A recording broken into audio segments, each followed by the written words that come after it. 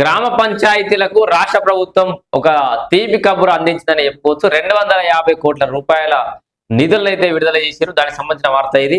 So panchayat ఎన్నికలు కాస్త ఆలస్యమైనవి. 2 ఏళ్ల గడువు పూర్తయిన తర్వాత ఎన్నికలు నిర్వహించారు.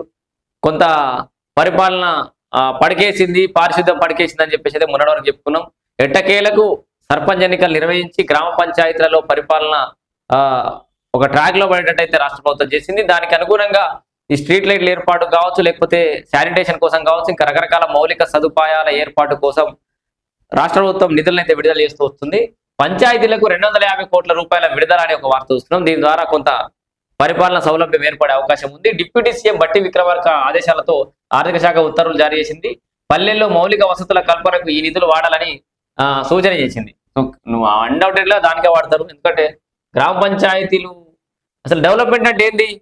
రాష్ట్రం సుభిక్షంగా ఉంది, బాగా నడుస్తుంది, ముందడికి పోతుందంటే దానికి కొలమానం ఏంటంటే పల్లెటూర్లు మంచిగా ఉన్నాయంటే పల్లెటూర్ల కలయికనే రాష్ట్రం అంటే అన్ని 10-12 వేల గ్రామ పంచాయతీలు ఉన్నాయి. అవన్నీ మంచి సక్రమంగా నడిస్తే, ఆరోగ్యంగా నడిస్తే అన్ని బాగుంటాయి. ఇక్కడ డిప్యూటీ సీఎం బట్టి విక్రమార్క ఆదేశంతోటి ఉత్తర్వులు జారీ చూస్తున్నాం. రాష్ట్రంలోని గ్రామ పంచాయతీలకు ప్రభుత్వం 250 కోట్ల రూపాయల నిధులు విడుదల చేసింది.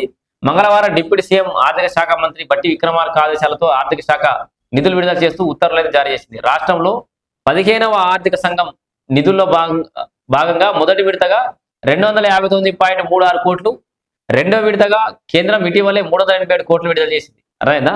కేంద్ర ప్రభుత్వం కూడా 387 కోట్లు విడుదల చేసింది. ఈ నిధులను పల్లెల్లో మౌలిక వసతులు, పారిశుద్ధ్యం, తాగునీరు, వీధి లైట్లు, రహదారుల పునరుద్ధరణకు, కొత్త రోడ్ల నిర్మాణాలకు ఉపయోగించాలని సూచించింది. రాష్ట్రానికి ఇంకా 15వ ఆర్థిక సంఘం కింద 3000 కోట్లకు పైగానే కేంద్రం నుంచి నిధులు రావాల్సి ఉంది.